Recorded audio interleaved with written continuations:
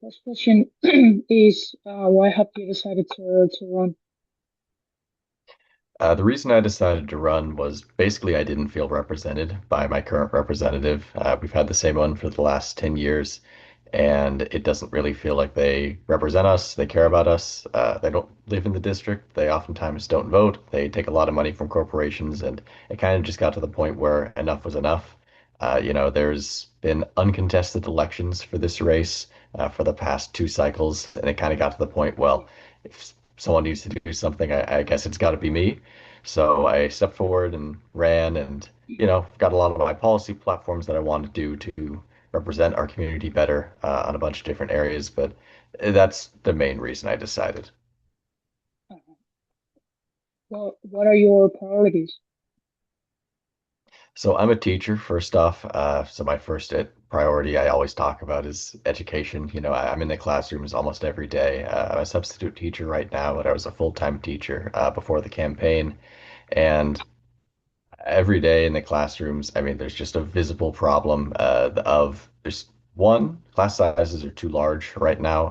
Teachers Yeah, are really overburdened. They're not paid enough, and it suffers in the yeah, classroom. You see a lot of dip in quality in education when it comes to just how much teachers are asked to do and how much they're actually compensated for. It affects the teachers and it affects the students as well. One of the biggest things that I do on the campaign trail, that any candidate will have to do on the campaign trail, is raise money, right? That's really yeah, not great. That almost all your time as a candidate has to be spent raising money. When you're in office, a lot of times you're still raising money. It'd be great if we can get rid of as much money in politics as possible. As I mentioned earlier, that's one of the main reasons I ran was we've had too much money in this district representing us, not the community itself. So that's another big issue. And housing is another really big one in this area and really all yeah, over the United States, but and California in particular. But in my yeah, region in the Central Valley of California, we've been getting increasingly high housing costs as people are moving in from other areas of the state, typically the Bay Area, and it's kind of driving the yeah, prices up in our area. We have a limited number of houses that are being built in California, and the houses that are being built are typically single family homes, particularly in our area, which are not affordable and really don't allow for the most people possible to be put into housing. So when those houses are built and then they're immediately snapped up by people that have a lot more money with their Bay Area salaries, it either forces people out completely or it just raises the prices a lot so the average person or average family can't afford to have housing in our area. yeah. All right, great. Tell me a little bit more about education. In what way? The specific measures that you would like to implement. Yeah, well, like I said, I think one of the first things we can do is raise our teachers' salaries. That's Yeah, just something that's obviously as a teacher, it's a priority for me personally, but from talking to a lot of teachers, it's just one of the biggest barriers is getting people in the door and keeping them there. yeah, We have a teacher shortage in California, and again, specifically in our area. I don't teach in the district that I live in locally because the pay is too low. I have to drive two districts over to go to teach where I want to teach, yeah, because the salary is just not really good enough where I am. The yeah, state should be able to step in there and help these school districts keep their local teachers local. That's something that should be a priority for all families and all teachers in the area because nobody wants to have to commute, especially for a really long yeah, time, right? yeah, It's a pretty prevalent issue in our district that there's a lot of what they're called super commuters, where people who have to drive more than 2 hours yeah, back and forth every day are driving in and out of our district. That's money that we're losing in our communities that could be kept here if we were prioritizing yeah, keeping people locally. So that's where we'd start. But obviously, it's not just all about the teachers. When it comes to the students, I'm not the first to say this, I won't be the last. The price of education is just too high right now for higher education. yeah, Students graduating high school are left with a choice that is very tough to make. Do they want to go into university and take on perhaps crippling student debt for the next 20, 30 years and then maybe not get a job anyway after a very long time because the job market really is not great right now? Or, you can go to community college and that is, amazing. I think a lot of community colleges offer really great education at a fraction of the cost. what is that degree worth in the wider job market? It varies. Or, not get any education at all after high school and go into trade school. Or, right, I shouldn't say that's not education, but a formal education Yeah. or just, go work for the family or whatever, right? There should be job training in high school, career and technical training to better prepare students for the workforce, whether or not they want to go to college. But we also should lower the cost of higher education in our state. At community colleges, I think should be free, first off. I think that's a really great alternative for students to do to get really high quality education and then supplement the cost of education at the university level, CSU level, UC level. I think that's a priority we need to really tackle. All right. You also mentioned housing as one of the big issues. What are your specific measures on housing? Well, as I mentioned, the one of the biggest problems is building and the types of homes that we're building. So what we need to do is start building homes that are multifamily homes, affordable homes, apartments, get those in our area, and that will solve a lot of the problems just because housing will be more affordable if you start building affordable housing, right? It's kind Yeah. of a no-brainer. So what we need to do is incentivize these construction companies to actually start building this, or of course the government could build their own homes there, but I think the first step should be trying to work with the construction companies, work with the labor unions that are building these homes and work together on this, right? Because this is something that should be mutually beneficial to everybody. If the money can be provided through some sort Yeah. of, government pool, maybe there's like a linkage fee that could be enacted that's going to take the money from the construction companies and redistribute it in the areas that need it the most, saying, you get this money back once you build this affordable housing, for instance, here in the Central Valley. Yeah. I think that's something that we could work with the construction companies on, make sure they get their money without getting an unfair deal, and then they get to continue building homes. Now, the other problem in California, of course, it's very tough to build homes at a large scale because there is a lot of red tape. There's a lot of bureaucracy in Yeah. terms of what goes into actually building a home. We should make sure that it's easier to build homes faster in California and in more areas Yeah. without sacrificing environmental protections. Obviously, that's something that's very near and dear to my heart in our area. We have a lot of environmental land that we want to protect around the Delta, our river area that carries water all across our region.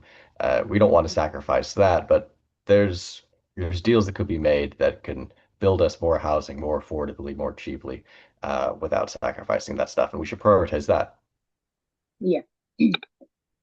Uh, Especially now that you mentioned the environment, I wanted to ask about if you have any environmental protection policies.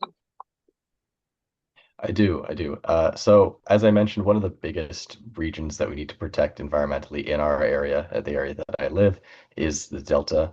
It is Yeah. one of the main waterways in California. There's a proposal in the state right now from Governor Gavin Newsom that would be what's called the Delta Conveyance Pipeline Project that would Yeah. essentially take the water that's going from the Central Valley and pipe it down to Southern California. This would be incredibly environmentally harmful to the local fish, a lot of the other local wildlife. It would, of course, drain a lot of the water, and it would make the water just a lot less safe for these areas. It disrupt a lot of the nature. It'd be incredibly costly. It would get water out Yeah. of one of the main agricultural regions of California. 80% of all water in California is used for agriculture, and most of that agriculture was grown right here in District 9, the Yeah. district that I'm running for. Southern California does have a water issue, but the solution to that can't be taking the water from the place that really needs it as Yeah. well. That's not good policy. So we should instead invest in levee upgrades around this area to better protect our fish and wildlife in this area, because they are under threat. Right now, there's an invasive species that's coming into the port of Stockton, which is just near the central part of my district. Stockton itself is not in the district, but the port is rather close to it. There's these what they're called golden mussels that are being brought in from foreign ships. They're coming in, and it's an invasive species, so it's completely taking over and disrupting the ecosystem here. This is something the state has not really given us a lot of resources to tackle. But if we Yeah. don't, then it's going to get really out of hand really fast, and it's already kind of spreading like wildfire. So this is an area that we really need to make sure doesn't get out of hand. Yeah. Well, you mentioned the agriculture sector. Do you have any specific policies to support that specific economic sector and other economic opportunities for people in the Ninth District? Yeah, so I live in the town of Lodi, which is known as a wine growing region because we are. And over the last, really since the pandemic, so the last half decade, we've had really devastating loss in the wine growing field. Yeah, There's been a lot of vineyards that have been torn up, vineyards that have just been, not abandoned, but really it's just not sustainable to run them as much as they were in the past because the demand for wine is going down. So naturally the supply needs to go down as well. Once people are leaving these areas, a lot of that land is not being converted back into agricultural land. It's just completely going to waste. yeah, So, what can the government do there to ensure that this area continues to grow agriculturally? Well, sad as it is, I think we do need to diversify our agricultural portfolio a little bit here. yeah, Wine is an area that really does need to be celebrated and focused on in this area. But if the demand isn't there, you can't create new demand. And I wouldn't ask the government to do that. That's not really quite what the government's job is. But there's a lot yeah, of other agricultural places, sorry, a lot of other agricultural products that could be taken care of here. Just south of the district that I'm in, there was a huge cannery and distribution center for peaches down in Modesto that closed down, and now there's all these peaches there that are just not being distributed, not being able to get out to other places. The government should step in there and really be able to help distribute that sort of stuff. Uh, and more broadly, see these things before they actually happen. The government needs to do some studies on like what are the most profitable agricultural areas, while again keeping in mind environmental friendliness. yeah, Is there something a trend we can get ahead of so we can actually turn a profit on this? And then it also comes back to our education here. We're not getting new generations of farmers and agricultural workers rising up through the ranks right now because a lot of young people just don't want to work in agriculture and don't want to be farmers, despite the fact that yeah, it's an incredibly high salary, well-paying job. Uh, it's not something that a lot of people really glamorize. A lot of education doesn't gear them in that manner, particularly locally, especially if we want to talk about career and technical training in high school for people in our area. This should be one of the courses. This should be one of the paths that we, make people aware of and say, you can be this, you can be yeah. that, you can work in agriculture and it's a great field and here's how you can do it. Here's the steps you can have to success. Partner with local farmers, local agricultural groups to get people excited and the industry should take care of itself in that manner. Yeah, more promotion, you mean? Sorry, could you say that again? No, I was just saying that you think that they should promote themselves better. Yeah, yeah, we should promote it better. And then, like I said, I mean, the promotion should take care of a lot of the problem, but the industry, whether it's good enough for the students will determine themselves. Again, it does come back to Yeah, supply and demand. If there's no demand for it from the students after you make the opportunity available to them, well, you can't force their hand, but we have to try harder before we can definitively yeah. say that it's not something that they're interested in because they just don't know. All right. Well, the last question would be about if you get elected, what are the main things that you would like to do on the first few days? Yeah, I think the biggest priority for me really is getting the money out of politics. I think the Yeah, most long-lasting, most effective thing you can do is remove the corporate interest from our politics here, because really, until you get rid of that, nothing else is going to change. Now, California has good laws on the books. There's a lot of room to grow, but they have a yeah, decent starting place. There's a lot of transparency in the way that our donations are tracked. You can go on the Secretary of State website and have some fun going around seeing who's donating to where's that all going. yeah, The problem is there's not a lot of limits in place, and I know that you get some federal issues, perhaps with Citizens United there, but there can yeah, be greater limits on individual restrictions. There can be greater limits on group donations, from these places. And it should be harder for large donations to go through. I don't think you can completely outlaw it, unfortunately, because of the Supreme Court, particularly this Supreme Court here. There probably is going to be a lot of challenges in California Yeah, laws that deal with campaign finance. But we need to show that it's something we're serious about here because for too long, people get elected and they are completely beholden to the people that got them there, and the people that got them there are not the voters in these politicians' mind. It's the corporations, it's the large donors that get them there. And yeah, then you turn around and ask, like, well, why are they voting this way on these bills? Why are they not proposing the things that they talked about? Because somebody got in their ear, somebody had a lobbyist meeting and said, this is actually going to be really harmful to X industry, or this is going to be really bad for our yeah, shareholders there. Whether it is or not, it's not something that a politician should be concerned about is how much profit a certain industry is going to generate or what's good for Chevron or all these other companies, right? It's what's good for the people of California, what's good for your district. And if your priorities get crossed that way, you just become a worse representative.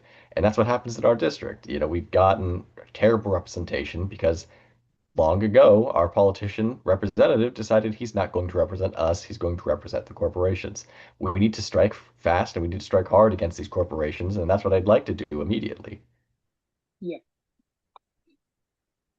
All right. Well, thank you very much for answering all these questions. Yeah, again, I thank you for reaching out here. It's always good to get the message out. I assume this recording will come out relatively soon because we got our primary here in Yeah, California in just 2 weeks. So yeah, for anybody I know.